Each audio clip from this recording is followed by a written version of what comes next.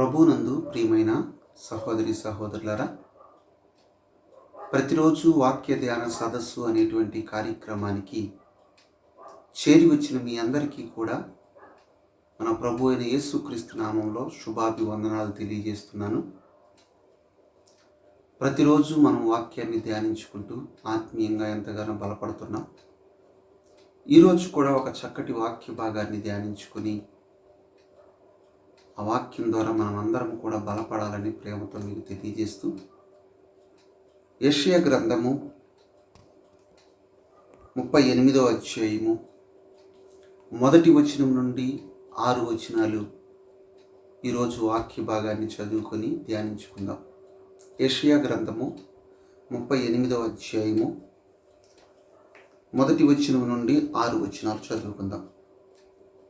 ఇక్కడ సందర్భం అంతా కూడా మనకు తెలిసిందే. ఈ ప్రత్యేక ప్రార్థనా కూడికలలో ప్రార్థనను గూర్చినటువంటి సందర్భాలన్నీ కూడా ఒకసారి మనం జ్ఞాపకం చేసుకుంటూ మన జీవితాలు ప్రార్థనలో కొనసాగించుకోవటానికి భక్తులు ఎలా ప్రార్థన చేశారో, వారికి అసాధ్యము అనుకున్నటువంటి కార్యక్రమాలను వారు ఎలా సాధ్యపరచగలిగారో, అవన్నీ కూడా ప్రార్థన వలన సాధ్యము అని దేవుడు చెప్పినట్లుగా ప్రార్థన చేసి అనేక మంది అసాధ్యం అనుకున్నటువంటి కార్యక్రమాలను కూడా సాధ్యపరుచుకున్నారు.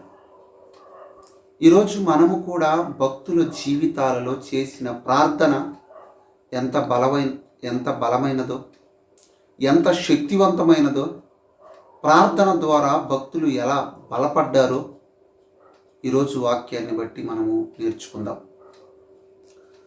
చూడండి, యెషయా గ్రంథము 38వ అధ్యాయం 1వ వచనం నుండి 6 వచనాలలో హిజ్కియా గారి మరణమైపోతావు అన్నటువంటి దేవుని హెచ్చరిక చదువుకొని మనము ఆ మాటలు ధ్యానించుకుందాం. ఆ దినముల్లో హిజ్కియాకు మరణకరమైన రోగము కలుగగా ప్రవక్తయు ఆమోజు కుమారుడునైన యెషయా అతని యొద్దకు వచ్చి, నీవు మరణమవుచున్నావు, బ్రతుకవు గనుక నీవు నీ ఇల్లు చక్కబెట్టుకొనుమని యెహోవా సెలవిచ్చుచున్నాడని చెప్పగా, హిజ్కియా గారికి ఒక మరణకరమైనటువంటి రోగము అతనికి వచ్చినట్లుగా, ఆ రోగంతో అతను చనిపోవటానికి సిద్ధముగా ఉన్నట్లుగా ప్రవక్త ద్వారా దేవుడు హిజ్కియా గారి దగ్గరికి ఆయన పంపించారు.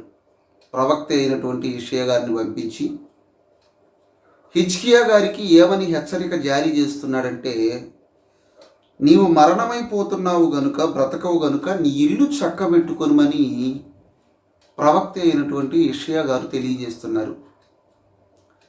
అంటే హిజ్కియా గారి ఇంటి విషయములో లేదా కుటుంబ విషయంలో చక్కదిద్దుకోవలసినటువంటి కార్యక్రమాలు ఏమైనా ఉన్నాయేమో, దేవుడు ప్రవక్తను పంపించి, ఇదిగో హిజ్కియా, నీవు చనిపోతున్నావు గనుక నీ ఇంటిని చక్కబెట్టుకోమన్నప్పుడు హిజ్కియా గారు కూడా దేవుడు అంటే భయం కలిగినవాడు, భక్తి కలిగినవాడు గనుక ప్రవక్త చెప్పిన మాట వినిన వెంటనే అతను తీసుకున్న నిర్ణయం ఏంటంటే, ఆ యొక్క 2వ వచనంలో కనుక మనం ఆలోచించగలిగితే, అతడు తన ముఖమును గోడ తట్టు త్రిప్పుకొని, ఎవరు? హిజ్కియా గారు. ఎప్పుడైతే యెషయా ప్రవక్త వచ్చి ఆ మాటను హిజ్కియా గారికి తెలియజేశాడో, వెంటనే అతను ఏం చేస్తున్నాడంటే, అతడు తన ముఖమును గోడ తట్టు తిప్పుకొని ప్రార్థన చేయడం ప్రారంభిస్తున్నాడు. ఏమని ప్రార్థన చేస్తున్నాడో చూడండి. ఈరోజు హిజ్కియా గారు చేసిన ప్రార్థన ఏంటో, మనము ప్రార్థన ఎలా చేయాలో మనం నేర్చుకుందాం. యెహోవా, యథార్థ హృదయుడనై సత్యముతో నీ సన్నిధిని నేను ఎట్లు నడుచుకొంటినో. అంటే హిజ్కియా గారి జీవితంలో యథార్థతతో, సత్యముతో, న్యాయముతో నడుచుకున్నట్లుగా, తన జీవితంలో దేవునికి ఎంతో భయముతో, భక్తితో తన జీవితాన్ని కొనసాగించినట్లుగా ఆయన ప్రార్థనలో మనకు కనిపిస్తుంది. ఏమని ప్రార్థన చేస్తున్నాడు? యెహోవా, యథార్థ హృదయుడనై సత్యముతో నీ సన్నిధిని నేనెట్లు నడుచుకుంటునో, నీ దృష్టికి అనుకూలముగా సమస్తమును నేనెట్లు జరిగించి తినో. అంటే దేవుని దృష్టికి సమస్తమును అనుకూలంగా జరిగించాడంట హిజ్కియా గారు. దేవునికి వ్యతిరేకంగా ఏది జరిగించినట్లుగా, దేవునికి అనుకూలంగా జరిగించినట్లుగా ఆయన ప్రార్థనలో మనకు కనబడుతుంది. అంటే దేవుడు అంటే భయం కలిగిన వాడిగా, భక్తి కలిగిన వాడిగా, యథార్థ హృదయంతో దేవునికి దేవునిని మహిమపరిచే విధంగా హిజ్కియా గారు జీవించినట్లు, హిజ్కియా గారు బ్రతికినట్లు, హిజ్కియా గారు చేస్తున్న ప్రార్థన వలన మనకు అర్థమవుతుంది. నీ దృష్టికి అనుకూలముగా సమస్తమును నేను ఎట్లు జరిగించి తినో, కృపతో నన్ను జ్ఞాపకం చేసుకొనుమని హిజ్కియా కన్నీళ్లు విడ్చుచు యెహోవాను ప్రార్థింపగా. యెహోవాకు ఎలా ప్రార్థన చేశాడంటే, ఒక్కసారి మీ దయతో మీ కృపతో నన్ను జ్ఞాపకం చేసుకోండి. మీ సన్నిధిలో నేను ఎట్లా బ్రతికానో, ఎలా యథార్థ హృదయుడనై జీవించానో, మీ సన్నిధిలో నేను ఎట్లా అన్నీ కూడా మీకు అనుకూలంగా జరిగించానో ఒక్కసారి జ్ఞాపకం చేసుకోయా. నన్ను నా బ్రతుకును జ్ఞాపకం చేసుకో అన్నప్పుడు కన్నీటితో ఎప్పుడైతే హిజ్కియా గారు యథార్థ హృదయంతో ప్రార్థన చేశాడో ఆ ప్రార్థన దేవుడు విన్నాడు. అందరి ప్రార్థనలు దేవుడు వినడు. మన హృదయంలో పాపంతో నింపుకొని, కల్మషంతో నింపుకొని, కుట్రలతో కుతంత్రాలతో నింపుకొని, హృదయం అంతా కూడా మలినం చేసుకొని దేవుని సన్నిధిలో ప్రార్థన చేస్తే ఆ ప్రార్థన దేవుని సన్నిధికి చేరదు. ఈయన హృదయాన్ని దేవుని సన్నిధిలో ఎలా కుమ్మరించాడంటే కన్నీటితో ప్రార్థన చేస్తున్నాడు, యథార్థ హృదయుడై ప్రార్థన చేస్తున్నాడు. కనుక ఆ ప్రార్థన దేవుడు వింటాడు. కనుక మరణకరమైనటువంటి రోగంతో బాధపడుతున్న హిజ్కియా, చనిపోయేటువంటి దశలో ఉన్నటువంటి హిజ్కియా గారు ఎప్పుడైతే కన్నీటితో ప్రార్థన చేశాడో ఆ ప్రార్థనను దేవుడు విన్నాడు. విని ఏం చేస్తున్నాడో చూడండి. యెహోవా వాక్కు యెషయాకు ప్రత్యక్షమై 4వ వచనము. యెషయా గ్రంథము 38వ అధ్యాయము 4వ వచనము. యెహోవా వాక్కు యెషయాకు ప్రత్యక్షమై ఈలాగు సెలవిచ్చెను, నీవు తిరిగి హిజ్కియా యొద్దకు పోయి అతనితో ఇట్లనుము. రెండోసారి మళ్ళా పంపిస్తున్నాడు హిజ్కియా గారిని. హిజ్కియా గారిని కాదు, ప్రవక్త అయినటువంటి యెషయా గారిని హిజ్కియా గారి దగ్గరికి రెండవ మారు పంపిస్తున్నారు. మొదటిసారి ఏమని చెప్పడానికి పంపించాడు?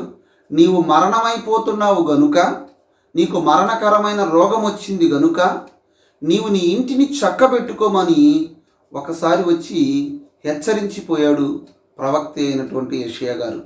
రెండోసారి కూడా దేవుడు మరలా పంపిస్తున్నాడు హిజ్కియా గారి దగ్గరికి. ఏ మాట చెప్పటానికి?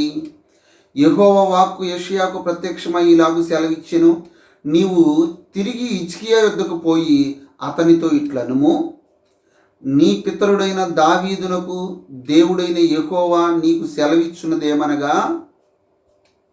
ఏం సెలవిస్తున్నాడు దేవుడు? ఏం చెప్పబోతున్నాడంటే, నీవు కన్నీళ్లు విడుచుట నేను చూచి తిని. ఎవరు చూశారంట?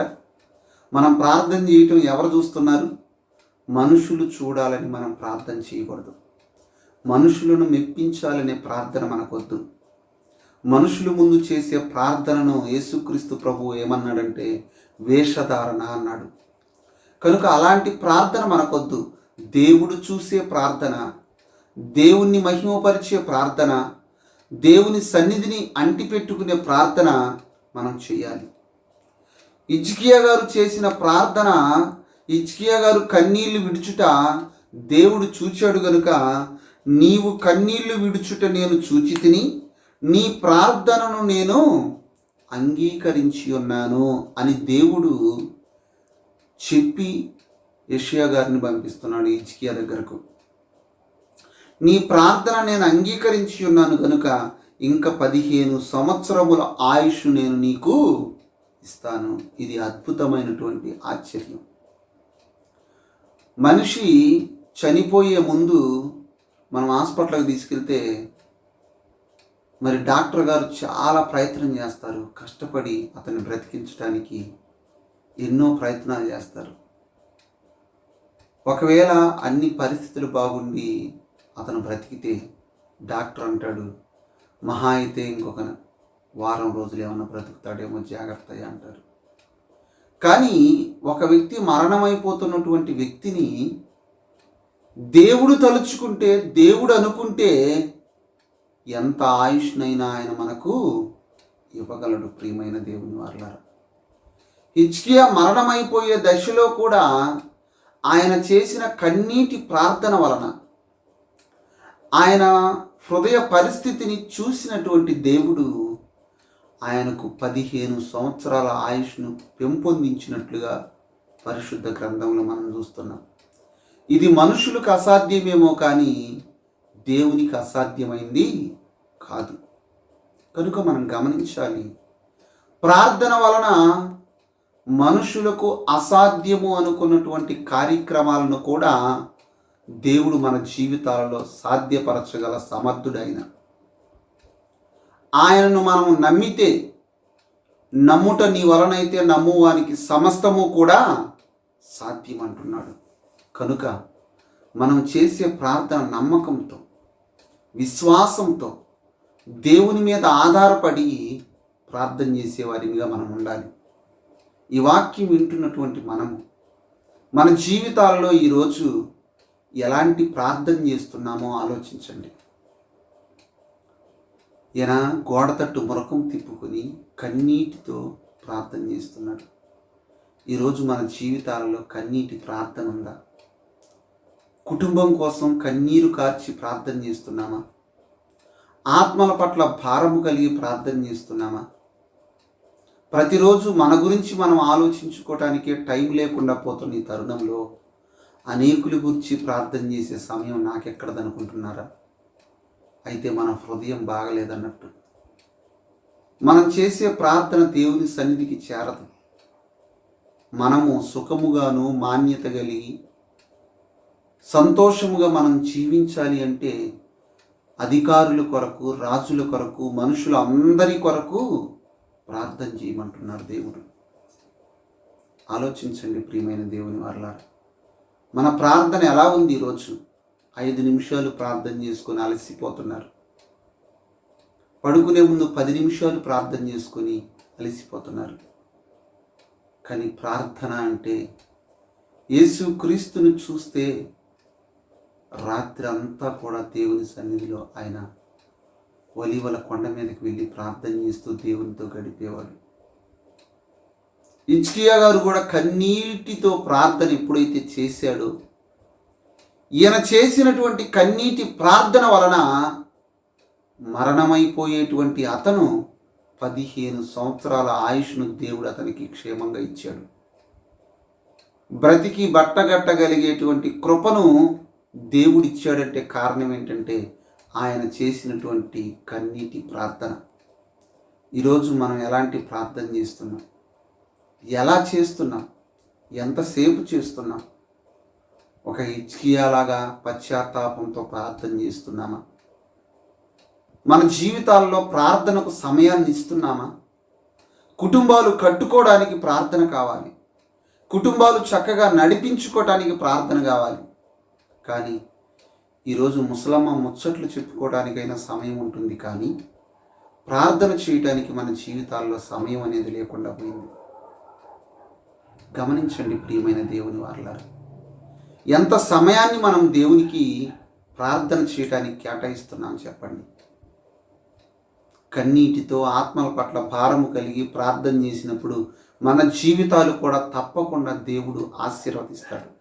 మన జీవితాల్లో కూడా అసాధ్యము అనుకున్నటువంటి కార్యక్రమాలను కూడా దేవుడు సాధ్యపరుస్తాడు. ఎప్పుడు యథార్థ హృదయంతో దేవుని సన్నిధిలో కూర్చొని మనం ఎప్పుడైతే ప్రార్థన చేస్తామో అప్పుడు దేవుడు తప్పకుండా మనకు విజయాన్ని ఇస్తాడు.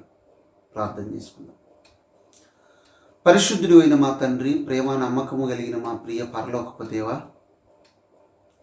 పరిశుద్ధమైన ఘనమైన మీ నామానికి స్తుతులు స్తోత్రాలు చెల్లిస్తున్నాము నాయనా. మా జీవితాల్లో మీరు ఎన్నో మేలులు చేస్తున్నారు. మాకు ఆయురారోగ్యాలను ప్రసాదిస్తూ మమ్మల్ని క్షేమంగా నడిపిస్తున్నారు. ప్రతిరోజు ఈ వాక్య ధ్యాన సదస్సు ద్వారా వాక్యాన్ని ధ్యానించుకుంటూ మమ్మల్ని మేము బలపరుచుకుంటూ అనేక మంది బిడ్డలకు మీ సువార్తను వినిపించే భాగ్యాన్ని మాకు కలిగించినందుకు మీకు స్తోత్రాలు చెల్లిస్తున్నాం. ఎంతమంది బిడ్డలైతే ఈ మాటలు వింటున్నారో, ఒక హిజ్కియా గారి జీవితంలో మీరు చేసిన అద్భుతం, ఆయన చేసిన ప్రార్థన, యథార్థ హృదయుడై కన్నీటితో ఎలాగైతే ప్రార్థన చేశాడో ఆ ప్రార్థన మీ సన్నిధికి చేరినట్లుగా, ఆ ప్రార్థనను మీరు అంగీకరించినట్లుగా మేము చూస్తున్నాము నాయన. ఈరోజు మా జీవితాలలో మేము చేస్తున్న ప్రార్థన ఎలా ఉందో మమ్మను మేము ఒక్కసారి పరిశీలించుకోవడానికి సహాయం చేయండి. మా ప్రార్థన మీ సన్నిధికి చేరే విధంగా ఉందా?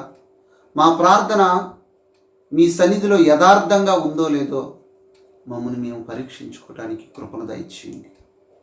మేమందరము కూడా హిజ్కియా లాంటి కన్నీటి ప్రార్థన, ఆత్మల పట్ల భారము కలిగిన ప్రార్థన చేయటానికి మాకు నేర్పించమని ప్రార్థిస్తున్నాం. అయ్యా, ప్రార్థన జీవితంలో మేము బలపడటానికి సహాయం చేయండి. మెలకువగా ఉండి ప్రార్థించమంటున్నాం, విసుగుగా ప్రార్థించమంటున్నాం, యథార్థ హృదయంతో ప్రార్థన చేయమంటున్నాం. ఇలాంటి ప్రార్థనలు మేము చేస్తున్నామో లేమో మమ్మల్ని మేము పరీక్షించుకునే భాగ్యాన్ని మాకు దయచేయండి. ఈ మాటలు వింటున్న ప్రతి బిడ్డను మీరు దీవించండి, ఆశీర్వదించండి, బలపరచండి. ప్రతి ఒక్కరూ కూడా ప్రార్థనకు సమయాన్ని కేటాయించుకొని గొప్పగా మీ సన్నిధిలో ప్రార్థనా పరులుగా జీవించే భాగ్యం అనుగ్రహించమని, ఇహలోక మాలిన్యాన్ని మేము అంటించుకోకుండా ఉండాలి అంటే ప్రార్థన మాత్రమే ఒక సాధనముగా వాడుకోవాలని, ప్రార్థన మాత్రమే ఇలాంటి వాటిని మరి మా దరి చేరకుండా కాపాడుతుందని, దుష్టుని ఎదిరించడానికి శక్తిమంతులు అవునట్లు ప్రార్థన మాత్రమే మాకు దోహదపడుతుందని గుర్తుంచుకొని మేమందరము కూడా ప్రార్థనా జీవితాన్ని కలిగి ఉండటానికి సహాయం చేయమని యేసుక్రీస్తు నామమున ఈ ప్రార్థన అడిగి వేడుకుంటున్నాము తండ్రి. ఆమేన్. అందరికీ వందనాలు ప్రియులారా.